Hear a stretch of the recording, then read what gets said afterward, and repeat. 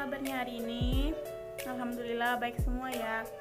Nah, pada pagi hari ini kita akan mempelajari mengenai materi mulok, di mana mulok itu mengembangkan kompetensi yang disesuaikan dengan ciri khas dan potensi daerah masing-masing. Nah, adapun isi materi mulok ini berkaitan dengan lingkungan alam, lingkungan sosial, dan lingkungan budaya. Nah, jadi hari ini kita akan mempelajari mengenai lingkungan alam, lingkungan sosial, dan lingkungan budaya yang ada di Kota Palembang. Mengapa kita mesti mempelajari materi yang ada di Kota Palembang? Karena posisi tempat kita tinggal sekarang ini yaitu di Kota Palembang. Jadi kita tidak boleh membahas di kota yang lain. Baiklah, di sini Ibu akan menjelaskan apa saja sih 3 lingkungan itu. Nah, yang pertama itu lingkungan alam. Nah, yakni lingkungan potensi kearifan lokal pada tempat wisata alam dan wisata bersejarah yang ada di Kota Palembang. Tempat wisata alam dan wisata bersejarah yang ada di Kota Palembang seperti Taman Punti Kayu, Jembatan Ampera, Pulau Kemarau, dan lain-lainnya. Nah, yang kedua lingkungan sosial, yakni potensi kearifan lokal kuliner khas Kota Palembang, ya seperti pempek, model, laksan, celimpungan, dan lain-lainnya.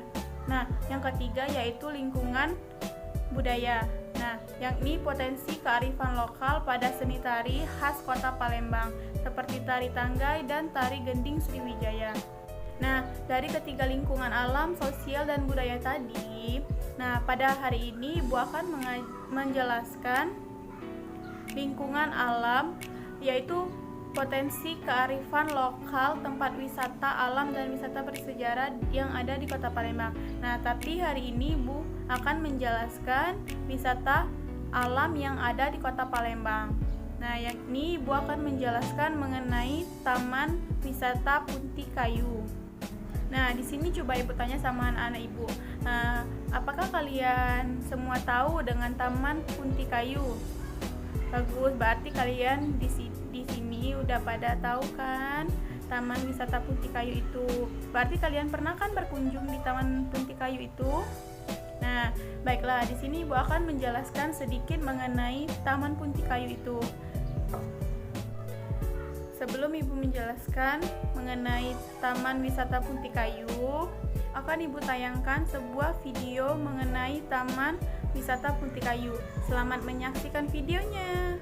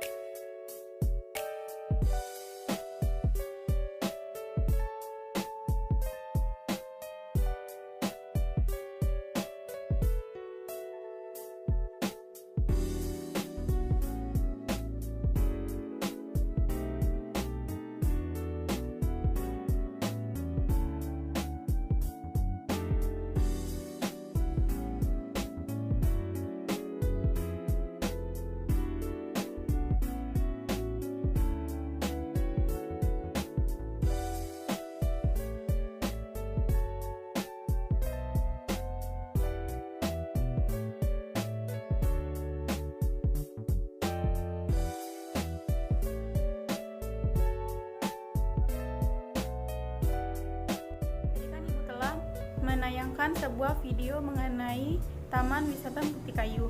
Nah, mungkin dari kalian ada yang belum pernah berkunjung ke Taman Wisata Punti Kayu. Nah, setelah menonton video tadi, mungkin kalian tahu apa sih yang ada di dalam hutan Punti Kayu tersebut. Nah, jadi bagi yang belum pernah berkunjung ke sana, sudah tahu kan apa saja yang ada di dalam sebuah Taman Punti Kayu tersebut. Baiklah, di sini Ibu akan menjelaskan mengenai Taman Hutan Wisata Punti Kayu. Nah, Puntikayu merupakan hutan pinus dalam kota yang terbesar di Indonesia. Luas Taman Puntikayu mencapai 12 hektar. Taman Puntikayu tersebut sangat dominan dengan tanaman jenis pohon pinus. Nah, setelah kalian nonton video yang tadi, memang benar-benar Taman Puntikayu itu dikelilingi banyak pohon pinus. Nah, Puntikayu menjadi tempat liburan favorit warga Palembang. Bukan hanya warga Palembang saja yang dapat berkunjung ke Taman Puntikayu itu, tetapi orang yang dari luar Palembang pun juga dapat berkunjung atau liburan ke Taman Puntikayu ini. Nah, tempat Taman Wisata Puntikayu ini sangat ramai dikunjungi oleh warga Palembang maupun warga dari luar Palembang pada akhir pekan dan hari-hari libur. Pada video tadi kan telah ditayangkan. Nah, di Puntikayu itu terdapat berbagai wahana seperti jembatan gantung, perahu bebek, dan perahu naga, kebun binatang. Di sana juga banyak sekali sekawanan hewan seperti kera berekor panjang atau monyet dan burung-burung yang Puntikayu menjadi tempat liburan favorit warga Palembang. Bukan hanya warga Palembang saja yang dapat berkunjung ke Taman Puntikayu itu, tetapi orang yang dari luar Palembang pun juga dapat berkunjung atau liburan ke Taman Puntikayu ini. Nah, tempat Taman Wisata Puntikayu ini sangat ramai dikunjungi oleh warga Palembang maupun warga dari luar Palembang pada akhir pekan dan hari-hari libur. Nah, adapun sejarah Puntikayu, yaitu Puntikayu pernah dikenal dengan nama Taman Sari atau Taman Sailendra. Puntikayu berasal dari bahasa Komering, salah satu suku di Provinsi Sumatera Selatan yang berarti pohon pepaya. Masyarakat terlebih dahulu banyak menjumpai pepaya tumbuh di sekitar kawasan Puntikayu. Ada beberapa daya tarik yang membuat Puntikayu layak dikunjungi, yaitu yang pertama, menjadi tempat piknik bersama keluarga besar. Nah, di Taman Puntikayu itu memang banyak sekali orang yang piknik bersama keluarganya di taman tersebut. Nah, yang kedua yaitu ada jembatan gantung. Nah, di sana kita bisa mencoba untuk menaiki jembatan gantung itu. Nah, yang ketiga, ada arena permainan anak-anak seperti water park atau ya sejenis permainan anak lah. Nah, yang keempat yaitu kita bisa mengelilingi Taman Wisata Puntikayu itu dengan menaiki kuda atau gajah yang ada di Puntikayu. Nah, di sana juga kita dapat berkemah. Untuk anak pramuka juga bisa berkemah di Puntikayu, dan kita juga bisa melakukan outbound bareng teman satu sekolah. Nah, di sana juga ada kebun binatang mini. Nah, di dalam kebun binatang mini itu terdapat buaya, orang hutan, jenis-jenis dan macam-macam burung dan hewan satwa lainnya. Nah, di sana juga ada keanekaragaman hayati dan banyak tempat spot untuk kita berfoto.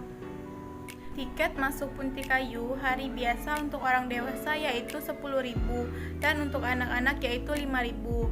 Nah, kalau di hari pekan atau hari-hari libur, untuk orang dewasa yaitu 12.500 dan untuk anak-anak 12.500.